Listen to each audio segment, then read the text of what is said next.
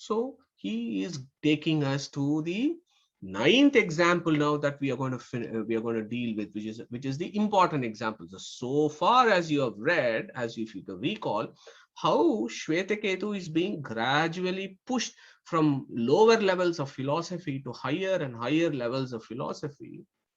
And Uddalaka has now come to the point that you can know about this subtle principle through proper guidance and gaining knowledge. But remember, even gaining that knowledge, you can't do it independently. You are a dependent being, not because you have so many sense faculties that you don't control actually. So you are a dependent being even in that situation. Okay. So that is the process of knowledge. So when our man said that, Shvetaketu now comes to the final point here, and this is a very, very, very important example. Look at this. This is the ninth example. So if you look at the first example, what was the first example about? First example was about the bird stuck to a pillar, talking about how that bird is totally dependent on this pillar because the direction of travel all through the daytime, it is traveling everywhere, flying everywhere. Even its distance is regulated by the length of the string to which it is tied to. And then in the night time, it is so tired, it comes back and rests on the Supreme, near the Supreme. So it talks about that dependence in the first example. So the ninth example is the summary of it all. And the ninth example is the last example in Chandogya Upanishad chapter 6. And with this, he closes this philosophical discussion.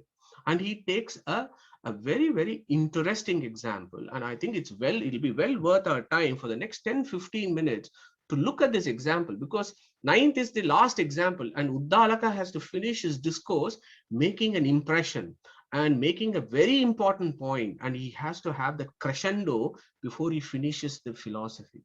So our friend Shvetaketu, like us, has a question. You have said so much about the Supreme Being, how to gain knowledge, what is our relationship with him, etc., etc., in the last 8 examples. But there are different views about Brahman. Does he exist? If so, does he have any qualities? If he has qualities, how many qualities does he have? What is our relationship with Supreme? Am I different or am I Brahman? So there are so many concepts that are available out there. What is your considered view, my dear father? What happens to a person who has incorrect knowledge or approach to all this? Because in the last 2 verses, he has spoken about knowledge, right? About how we gain knowledge, how we are dependent to gain knowledge on our gurus and others. So what happens to a person who has incorrect knowledge or approach? Yeah. So I think this is an important problem for all of us, or it is an important perspective for us, because there is so much out there.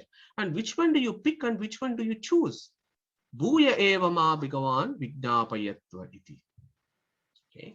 So what Uddalaka Shvetaketu is actually asking here is, so you have all this knowledge base that is available. So if you remember our Yajnavalkya and Maitreya discussion in Brihadaranyaka Upanishad, he said, Atmavare drashtavyaha shrotavyo mantavyo nitidyasitavyaha Maitreyi.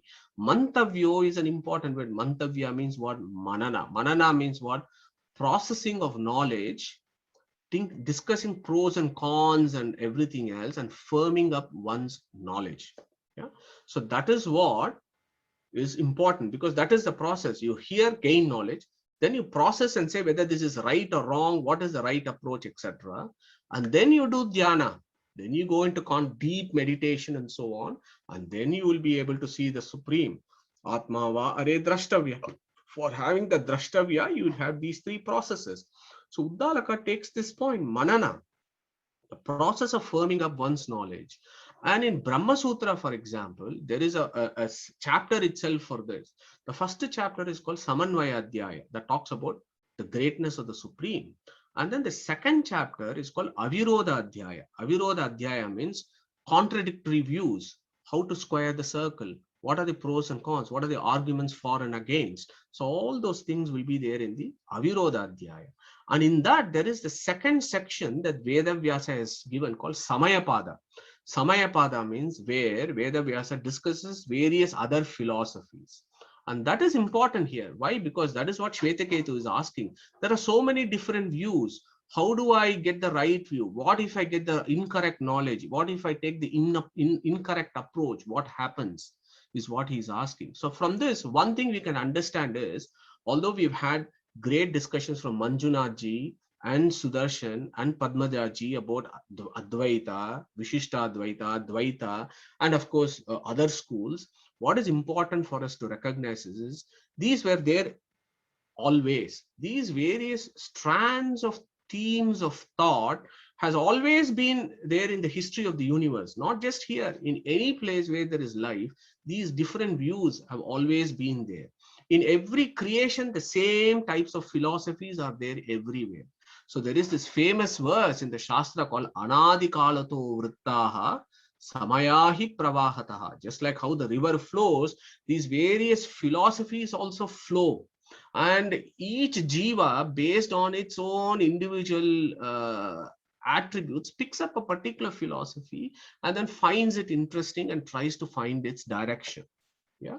So hold on to that thought, because what Uddalaka is going to do is, when his son asks, what happens to a person who has incorrect knowledge?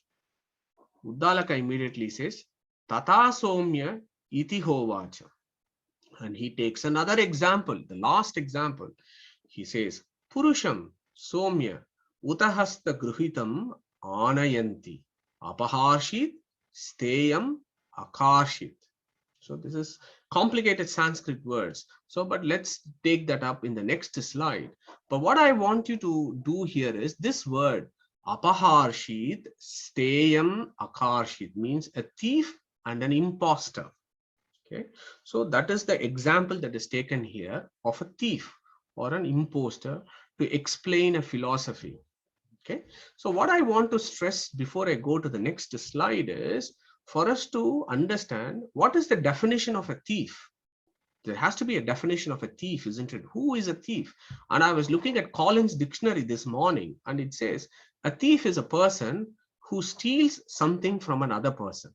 So a simple illustration or a description of who a thief is, which is what Uddalaka has taken here. Apaharshit, Steyam, Akarshit. A thief and an imposter is a person who steals something from another person. And that is what Uddalaka takes here. So why am I saying this? Because we have to see the context. Prakaranat, what is the contextual relevance of the illustration and what philosophy is it expounding?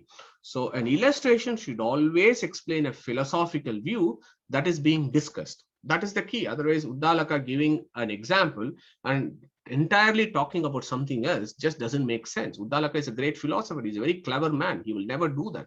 He will take an example to illustrate a philosophy. So what is that philosophy, at least from Uddalaka's perspective? Stay with me on this for the next couple of slides. So I have kind of split it open. Purusham, Somya, Uta, Hasta Gruhitam. So Hasta means what? Hand. Gruhitam means what? Tied. Anayanti means what? Brought. So very easy words there. Hasta Gruhitam Anayanti. So what did the cops do? They caught this suspect. They tied his hands. They brought him to the king or they brought him to the court. Okay. And then what is the suspect alleged of? Steyam Apaharshit, Steyam Akarshit. That is what he is being alleged. He is being alleged as a thief and an imposter. So even in the Vedic times, nobody was actually made as a criminal. Everybody was not guilty unless proven otherwise, but he had to be brought to the court. And the allegation there is he is a thief or an imposter. So what did the king or the judge say at that point? Parashum asmai tapateti. Okay, Parashum. So I've got a quiz here. Who is this person here who is holding this axe? So who is going to tell us who it is? Sushrut. Parashurama. Excellent. So that is Parashurama.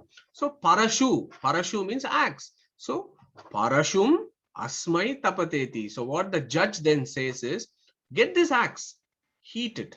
Tapateti means heat it, make it into a red hot axe. So the judge asks some fellow assistant to do that. So the axe is now red hot. The axe is brought. Okay. Now this is where the philosophy is. You need to pay close attention to what the words are here. So when is somebody guilty? So in this situation, Uddalaka says, Sa yadi tasya karta bhavati. Okay. Karta means if he has really stolen something and he is really an imposter. Sa yadi tasya karta bhavati tadeva anrutam atmanam kurute. So what does that mean is, so the judge essentially says in that scene, here is a red axe. You have to go and touch this red axe. If you are not a thief and if you are telling the truth, this red hot axe, if you touch it, it will not harm you or hurt you.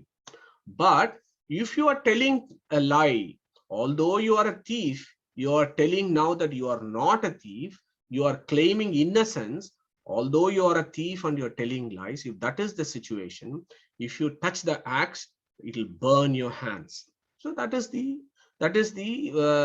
way in which the judge wants to decide whether he is telling the truth or whether he is telling the lies, or whether he is a thief or he is not a thief and he is innocent. So in the situation, if he is guilty, what would happen? Sa yadi tasya karta bhavati. So if he is really a thief, but he is claiming he is not a thief, he is telling lies at that point. Tata eva anrutam atmanam kurute. So anrutam means, so look at those words, anrutam. We've all heard about rutam, anrutam, satyam, asatyam. So there are multiple meanings of that. So you can do some individual research to understand. Here, anrutam means lies. Tata eva anrutam atmanam kurute. So if he says lies, yeah, sa anrutabi sandaha anrutena atmanam antardaya parashum taptam pratigruhnati sadahyate ata hanyate. So I've split open those sentences for our individual understanding. So what is Uddalaka's example here?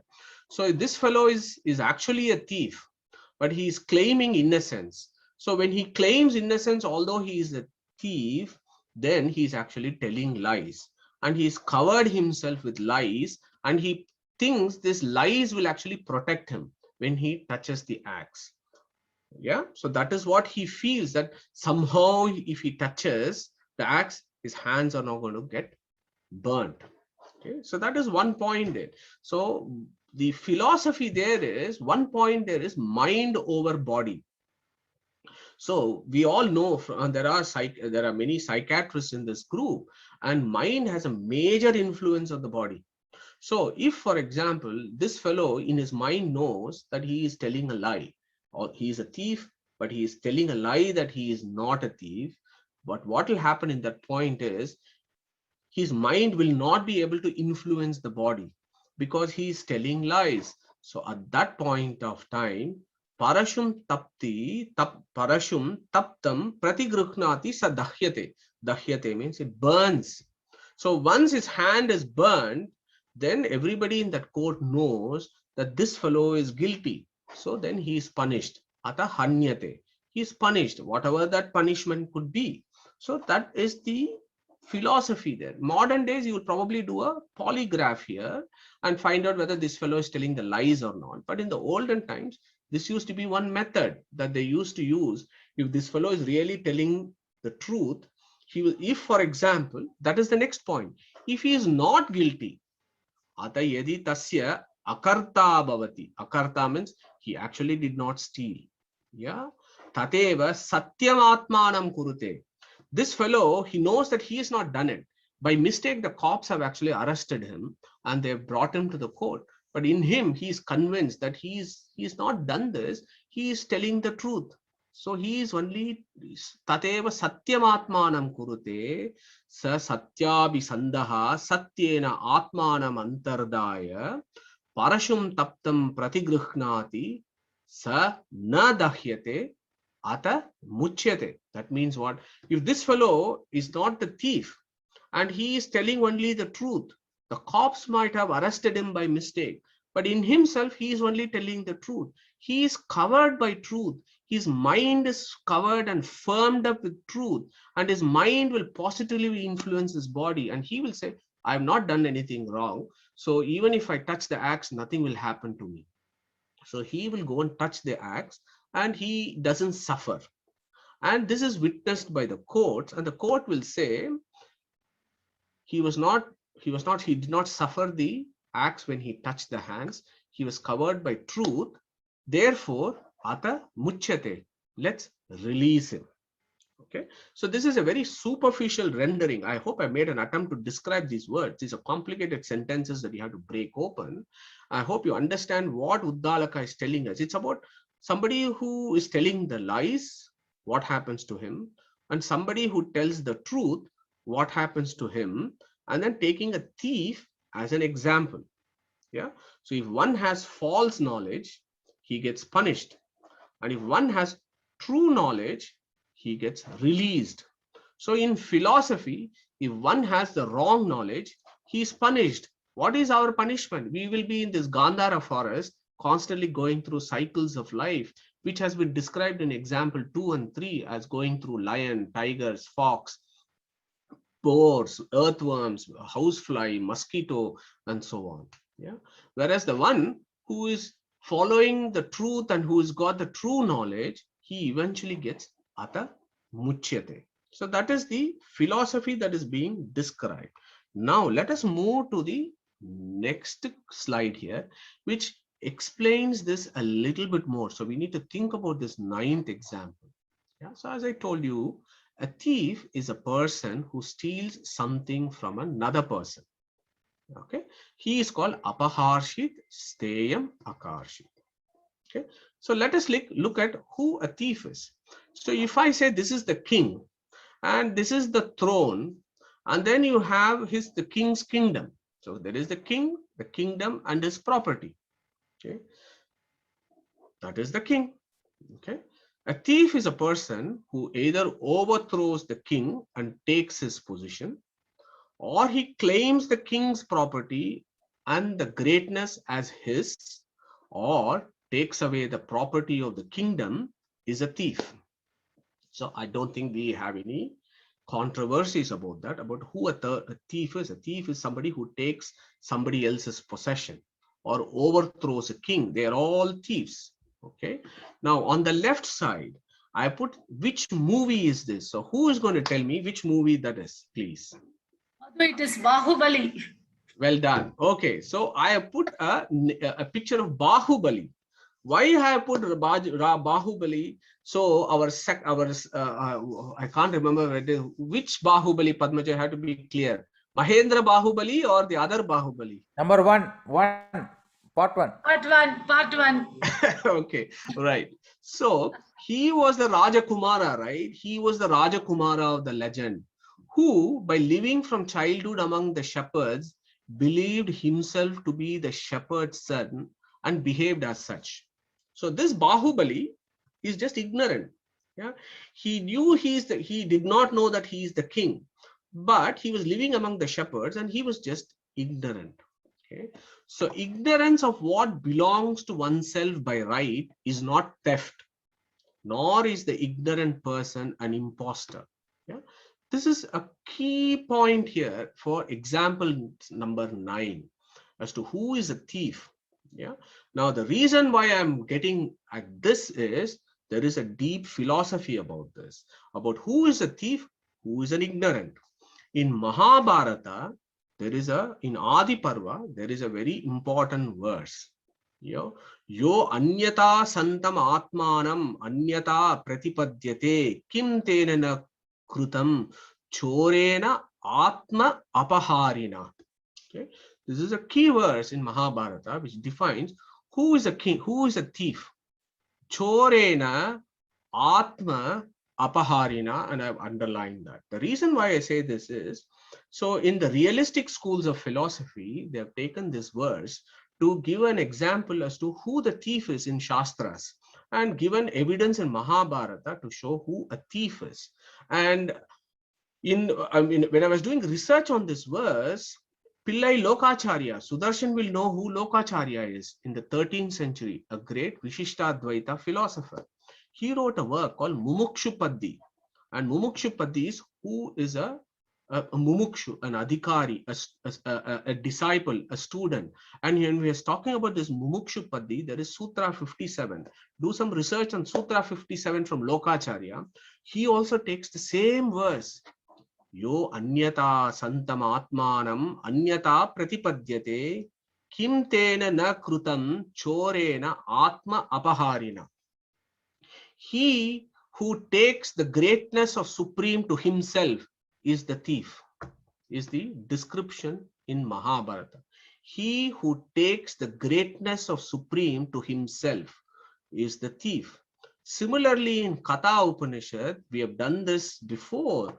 What does he say? Nehananasti kinchana verse. You may remember, Manasaiva idam aptavyam nehananasti kinchana mrityoho samrityum gacchati ya iha naneva pashyati yad udakam durge vrishtam parvateshu vidavati evam dharman pritak pashyan taneva anuvidavati. So that is another person who is also branded as a thief, and he will fall down to the deepest of hells.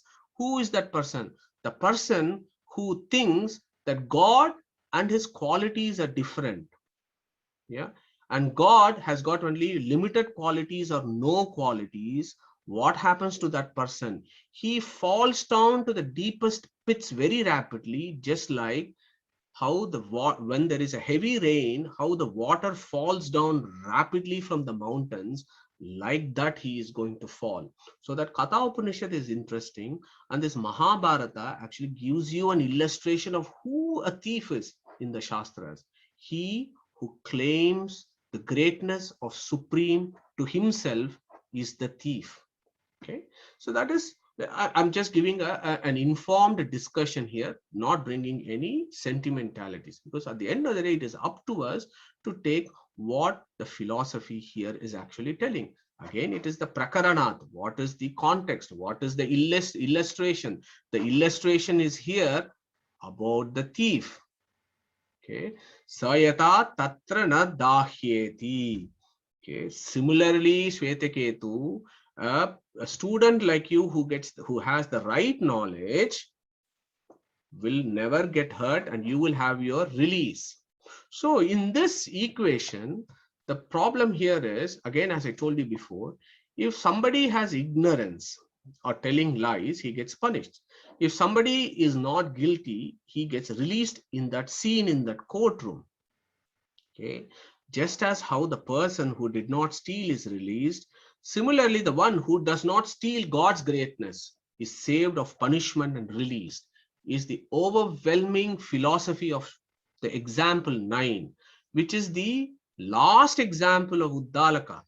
Yeah, so Aitadatmyam. So what does Uddalaka immediately says? After he says Sayata Tatra na dahyeti Aitadatmyam idam sarvam tat satyam sa atma Tat Tvam Asi Shvetaketo.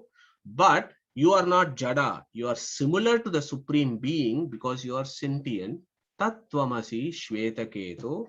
Dat taddasya vijijnasva iti taddasva vijijnasva iti. So the last line of the chapter 9th example is taddasya vijijnasiti vijijnasa iti. So it is said twice.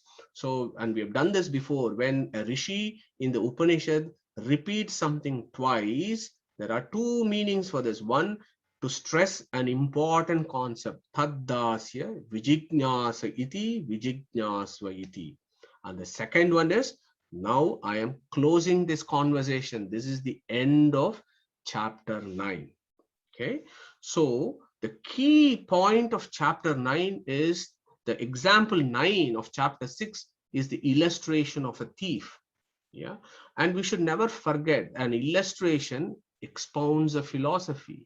So a thief, as per Mahabharata, is a person who steals God's greatness. Okay.